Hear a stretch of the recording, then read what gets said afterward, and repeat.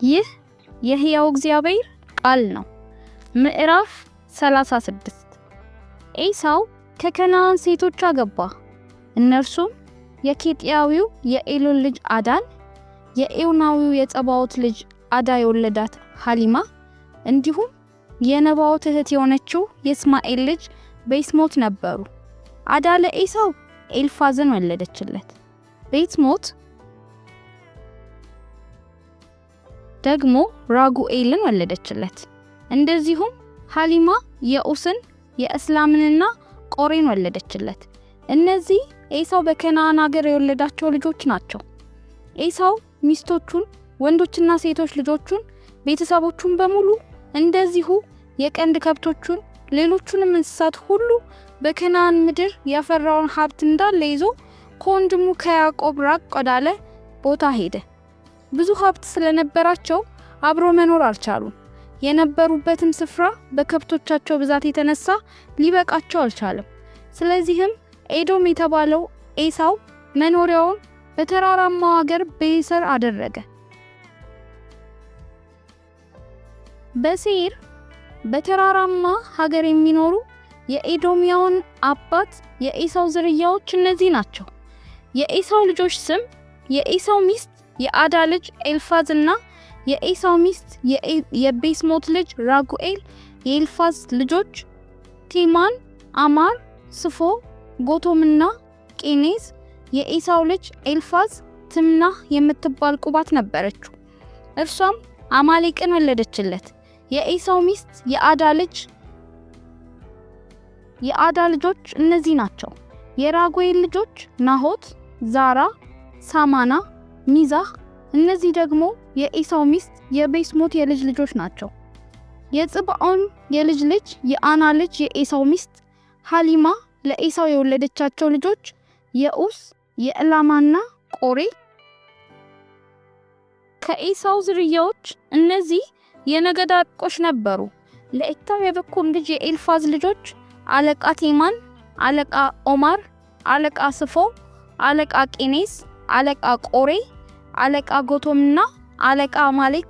እነዚህ በኤዶም ምድር በኤልፋዝ የተገኙ የነገድ አለቆች የአዳ የልጅ ልጆች ነበሩ።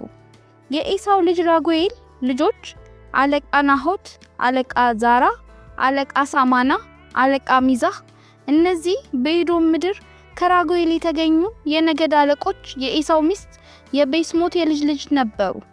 የኤሳው ሚስት የሐሊማ ልጆች አለቃ የኡስ፣ አለቃ የላማና አለቃ ቆሬ። እነዚህ ከአና ልጆች ከኤሳው ሚስት ከሐሊማ የተገኙ የነገድ አለቆች ነበሩ። እነዚህም ኤዶም የተባለው የኤሳው ልጆችና የነገድ አለቆች ነበሩ። በዚያች ምድር ይኖሩ የነበሩ የሆሪም የሴር ልጆች እነዚህ ናቸው።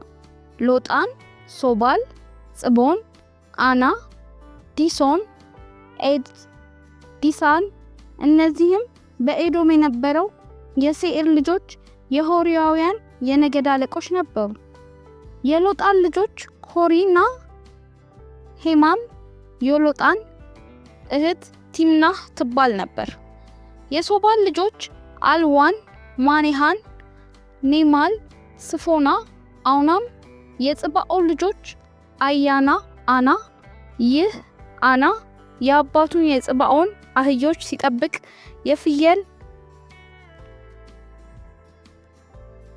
የፍል ውሃ ምንጮችን በምድረ በዳ ያገኘ ሰው ነው።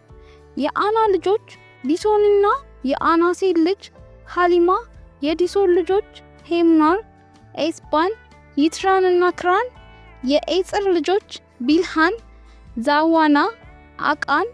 የዲሳን ልጆች ኡጹና፣ አራን። የሆሪያዊው የነገድ አለቆች እነዚህ ናቸው።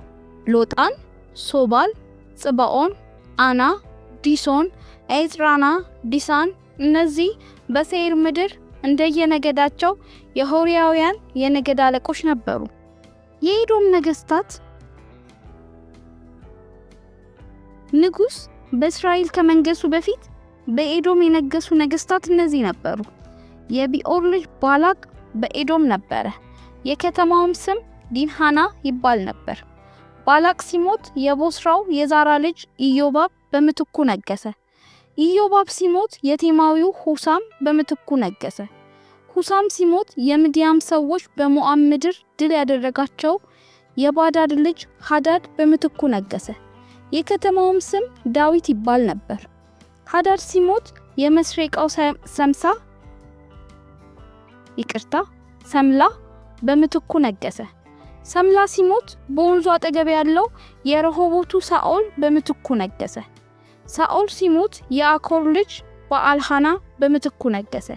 የአኮር ልጅ በሃልናን ሲሞት ሃዳር በምትኩ ነገሰ። የከተማውም ስም ፉኡ ይባል ነበር። የሚስቱም ስም መሄጣብኤል ሲሆን እርሷም የሜዛብ ልጅ መጥሬድ የወለደቻት ነበረች። ከኤሳው የተገኙት የነገድ አለቆች ስም እንደየነገዳቸውና እንደየሀገራቸው ይህ ነው። ቲምና፣ አልባ፣ የቴት፣ ሃሊማ፣ ሌላ፣ ፊኖን፣ ቄሬዝ፣ ቴማን፣ ሚብሳር፣ መግዴልና ኢራም እነዚህ በያዙት ምድር እንደየይዞታቸው ከኤዶም የተገኙ የነገድ አለቆች ነበሩ። ይህም ኤሳው የኤዶማውያን አባት ነው።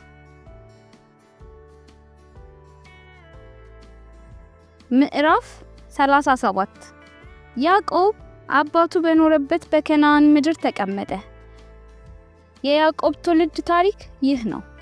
ዮሴፍ የ17 ዓመት ወጣት በነበረ ጊዜ ከአባቱ ሚስቶች ከባላና ከዘለፋ ከተወለዱት ወንድሞቹ ጋር የአባቱን በጎችና ፍየሎች ይጠብቅ ነበር።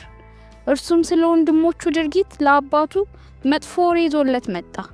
እስራኤል ዮሴፍን በስተርጅናው ስለወለደው ከልጆቹ ሁሉ አብልጦ ይወደው ነበር። በህብረ ቀለማት ያጌጠ እጀ ጠባብም አደረገለት። ወንድሞቹም አባታቸው ከነርሱ አብልጦ የሚወደው መሆኑን ሲያዩ ዮሴፍን ጠሉት። በቅን አንደበትም ሊያናግሩት አልቻሉ። ዮሴፍም ህልም አለመ። ህልሙንም ለወንድሞቹ ሲነግራቸው የባሰ ጠሉት። እርሱም እንዲህ አላቸው፣ ያየሁትን ህልም ልንገራችሁ አድምጡኝ። እኛ ሁላችን በእርሻ ውስጥ ነዶና ስር ነበር። የኔ ነዶ በድንገት ተነስታ ቀጥ ብላ ቆመች። የእናንተም ነዶዎች ዙሪያዋን ከበው ለኔ ነዶ ሰገዱላት። ወንድሞቹም ለካስ በላያችን ለመንገስም ታስባለህና ለመሆኑ አንተኛን ልትገዛ አሉት። ስለ ህልሙና ስለተናገረው ቃል ከፊት ይልቅ ጠሉት። እንደገናም ሌላ ህልምን አለመ። ለወንድሞቹም እነሆ ሌላ ህልምን አለምኩኝ፣ ፀሐይና ጨረቃ 11 ከዋክብትም ሲሰግዱልኝ አየው ብሎ ነገራቸው። ህልሙን ለአባቱና ለወንድሞቹ በነገራቸው ጊዜ አባቱ ይህ ያየኸው ህልም ምንድነው? እኔና እናትህ ወንድሞች በፊት ወደ ምድር ተንጎንብሰን በእርግጥ ልንሰግድልህ ነው ሲል ገሰጸው። ወንድሞቹ ቀኑበት። አባቱ ግን ነገሩን በልቡ ያዘው። ከዚያም በኋላ የዮሴፍ ወንድሞች የአባታቸውን በጎችና ፍየሎች ለማሰማራት ወደ ሴኬም አካባቢ ሄዱ። እስራኤልም ዮሴፍን እንደምታውቀው ወንድሞችህ መንጎቹን በሴኬም አካባቢ አሰማርተዋል፣ በልተነስ ወደ እነርሱ ልላክህ አለው። ዮሴፍም ይሁን እሺ አለው። ያዕቆብም ሄደ ወንድሞችህ መንገዶቹም ደህና መሆናቸውን አይተህ ወሬያቸውንም አምጣልኝ አለው። ከኬብሮንም ሸለቆ ወደ ሴኬም ላከው። ዮሴፍም ሴኬም በደረሰ ጊዜ ሜዳ ላይ ወዲያ ወዲህ ሲባዝን አንድ ሰው አግኝቶት ምን እየፈለክ ነው ሲል ጠየቀው። ዮሴፍም ወንድሞቼን እየፈለኳቸው ነው፣ መንጎቻቸው የት እንዳሰማሩ ልትነግረኝ ትችላለህ አለው። ሰውየውም ከዚህ ሄደዋል፣ ደግሞ ወደ ጾታይን እንሂድ ሲሉ ሰምቻቸዋለሁ አለው። ከዚያም ዮሴፍ ወንድሞቹን ፍለጋ ሄደ። ዶታይን አቅራቢያም አገኛቸው። ወንድሞቹም ዮሴፍ ወደ እነርሱ ሲመጣ በሩቅ አዩት። ወደ ነበሩበትም ስፍራ ከመድረሱ በፊት ሊገድሉት ተማከሩ። እነርሱም እንዲህ ተባባሉ፣ ያ ህልም አላሚ መጣ፣ ኑ እንግደለውና ከጉድጓዶቹ በአንዱ ውስጥ እንጣለው፣ ከዚያም ክፉ አውሬ ነጥቆ በላው እንላለን። እስቲ ህልሞቹ ሲፈጸሙ እናያለን። ሮቤል ግን ይህን ምክር ሲሰማ ከእጃቸው ሊያድነው ፈለገ። እንዲህም አለ፣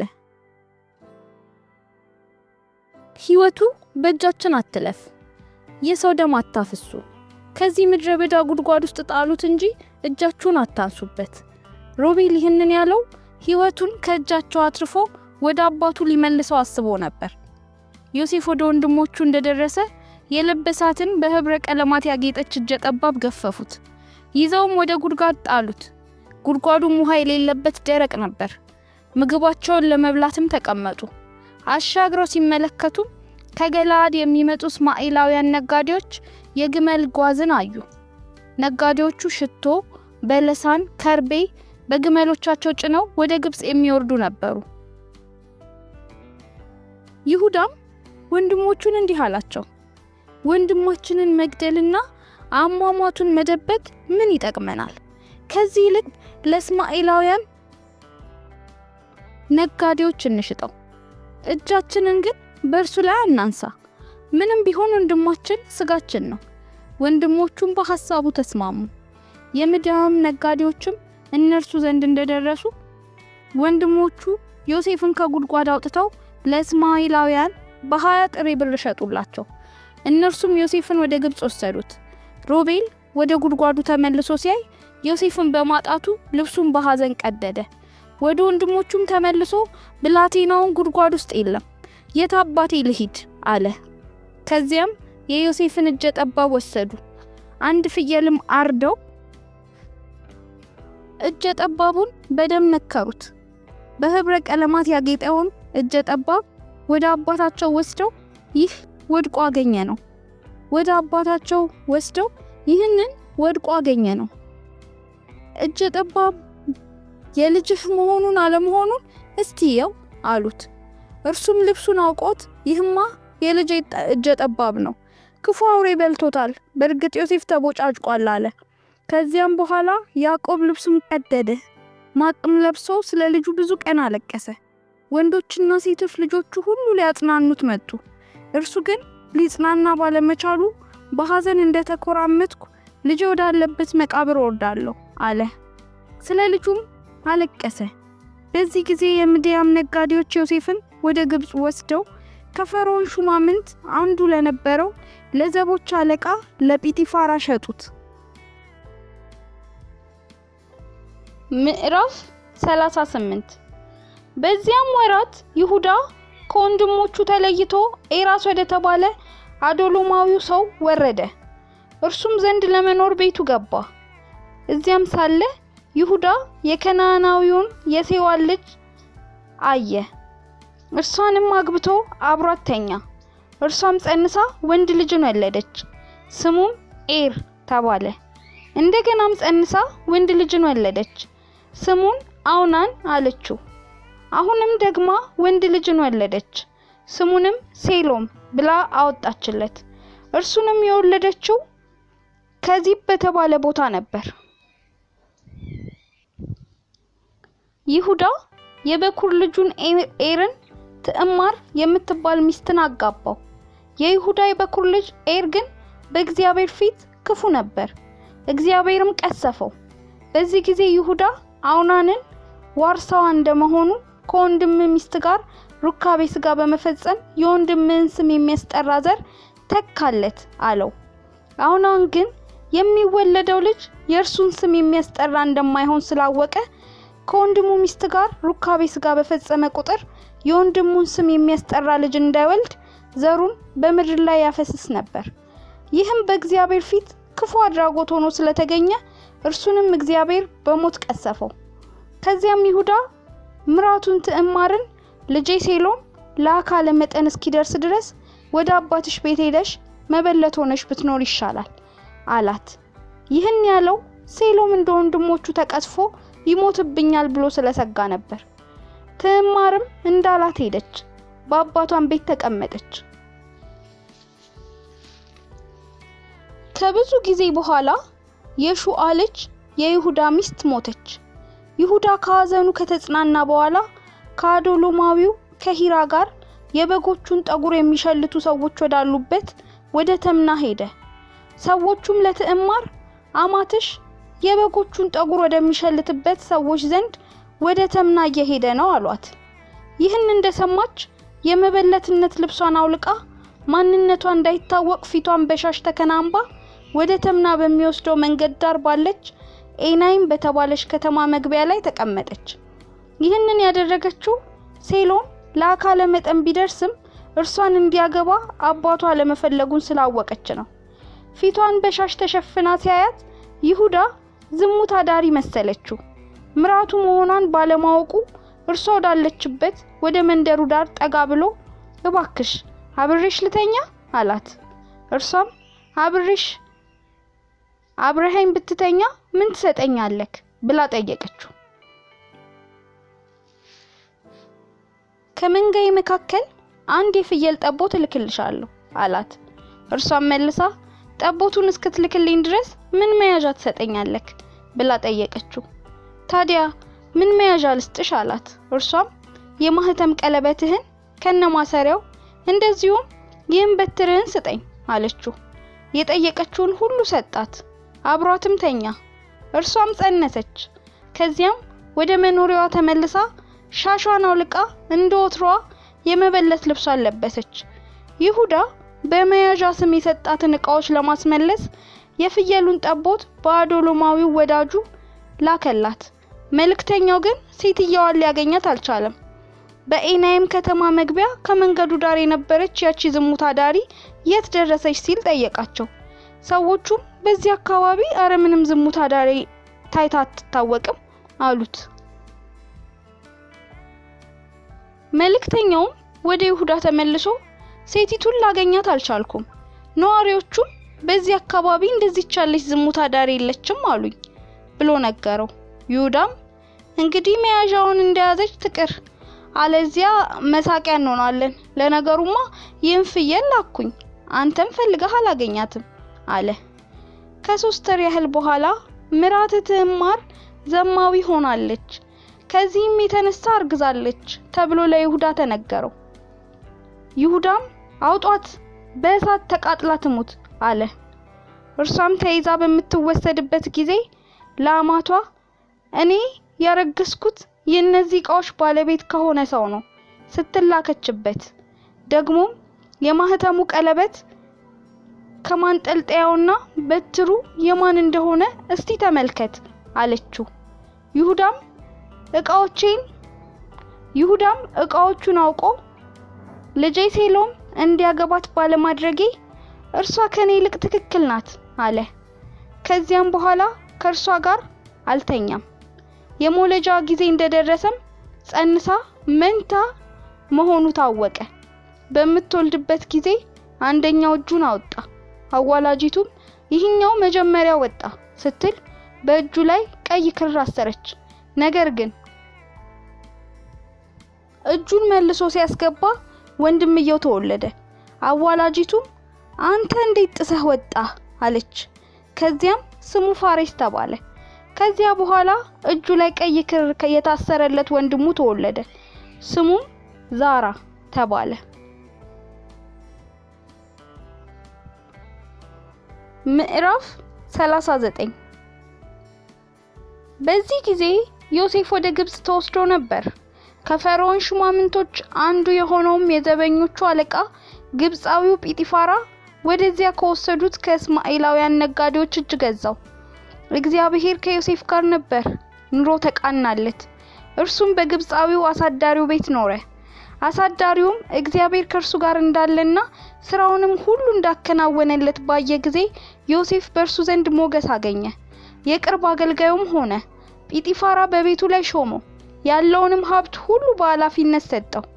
ዮሴፍ በጲጢፋራ ቤትና ባለው ሀብት ሁሉ ላይ ከተሾመበት ጊዜ ጀምሮ እግዚአብሔር የግብጻዊውን ቤት ባረከ። የእግዚአብሔርም በረከት በግቢውም በውጭውም ባለው የጲጢፋራ ሀብት ንብረት ሁሉ ላይ ሆነ። ስለዚህ ጲጢፋራ ባለው ሁሉ ላይ ስልጣን ሰጠው። የቀረበለትንም ከመመገብ በስተቀር ማንኛውንም ጉዳይ በዮሴፍ ላይ ጥሎ ነበር። ዮሴፍ ጥሩ ቁመና ያለውና መልከ መልካም ነበር። እያደረም የጌታው ሚስት አይኗን ጣለችበት። አፍ አውጥታም አብረኸኝ ተኛ አለችው። እርሱ ግን ፈቃደኛ አልሆነም። እንዲህም አላት፣ ጌታዬ ያለውን ሁሉ በኃላፊነት ሰጠኝ። በቤቱ ውስጥ ስላለው ሁሉ ነገር ምንም የሚያውቀው ነገር የለም። በዚህ ቤት ላይ ከኔ በለጠ ኃላፊነት ያለው ማንም የለም። እርሱ ያልሰጠኝ ነገር ቢኖር አንቺን ብቻ ነው፣ ያውም ሚስቱ ስለሆንሽ። ታዲያ እኔ ይህንን ክፉ ድርጊት ፈጽሜ እንዴት በእግዚአብሔር ፊት ኃጢአት እንሰራለሁ? ምንም እንኳን ዮሴፍ በየቀኑ ብትጎተጉተው አልሰማትም። ከእርሷ ጋር መተኛት ይቅርና አብሯትም መሆን አልፈቀደም። አንድ ቀን ዮሴፍ የዕለት ተግባሩን ለማከናወን ወደ ቤት ገባ። ከቤቱ አገልጋዮችም አንድ ሰው በቤቱ ውስጥ አልነበረም። እርሷም ልብሱን ጨምድዳ ያዘች። አብረኸኝም ተኛ አለችው። እርሱ ግን ልብሱን እጇ ላይ ጥሎ ሸሽቶ ከቤት ወጣ። እርሷም ልብሱን እጇ ላይ ጥሎ ሸሽቶ መውጣቱን ባየች ጊዜ የቤት አገልጋዮቿን ጠራች፣ እንዲህም አለቻቸው፣ አያችሁ፣ ለካስ ይህ ዕብራዊ የመጣው መሳለቂያ ሊያደርገን ኖሯል። እዚህ ድረስ ሰተት ብሎ ገብቶ ካልተኛሁሽ አለኝ። እኔም ጩኸቴን ለቀቅኩት። ለእርዳታ መጮዬን ሲሰማ ልብሱን ካጠገቤ ጥሎ ሸሽቶ ከቤት ወጣ። ጌታውም ወደ ቤት እስኪመለስ ድረስ ልብሱን አጠገቧ አቆየችው። ታሪኩንም እንዲህ ስትል ነገረችው፣ አንተ ያመጣኸው ዕብራዊ ባሪያ መሳለቂያ ሊያደርገን ወዳለሁበት ሰተት ብሎ ገባ። ታዲያ እኔ ድረሱልኝ ብዬ ስጮህ ልብሱን አጠገቤ ጥሎ ሸሽቶ ወጣ። ጌታውም ባሪያህ እንዲያደረገኝ ብላ ሚስቱ የነገረችውን ታሪክ ሲሰማ ተቆጣ። ጌታውም ዮሴፍን ወስዶ የንጉስ እስረኞች ወደ ተጋበዙበት እስር ቤት አስገባው። ይሁን እንጂ ዮሴፍ እዚያ እስር ቤት ባለበት ጊዜ ሁሉ እግዚአብሔር ከእርሱ ጋር ነበረ፣ ቸርነቱን አበዛለት፣ በወህኒ አዛዡም ዘንድ ሞገስን ሰጠው። ስለዚህ የወህኒው አዛዥ ዮሴፍን የእስረኞች ሁሉ አለቃ አደረገው፣ በእስር ቤት ላለውም ነገር ሁሉ ኃላፊ ሆነ። እግዚአብሔር ከዮሴፍ ጋር ሆኖ ስራውን ሁሉ ያሳካለት ስለነበር የወህኒው ቤት አዛዥ በዮሴፍ ኃላፊነት ስር ስላለው ስለማንኛውም ጉዳይ ሐሳብ አይገባውም ነበር። ይህንን እያዳመጣችሁ ያላችሁ ሁሉ እግዚአብሔር አብዝቶ ይባርካችሁ። ለሌሎች እንዲደርስ ላይክ፣ ሰብስክራይብ፣ ሼር አድርጉ። እናመሰግናለን።